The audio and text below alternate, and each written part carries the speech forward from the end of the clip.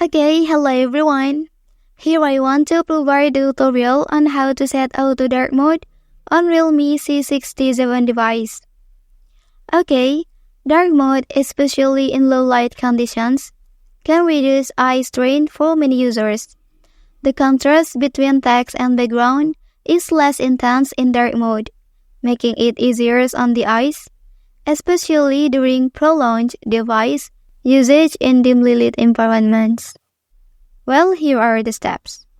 First thing first, open Please Settings menu on your device. Okay, after that, here you can select the display option. Okay, and then choose dark theme. Next, please tap on Schedule menu. And then you can turn on from sunset to sunrise mode, or you can customize it as you want here. Okay, and then here you can set the end and start time.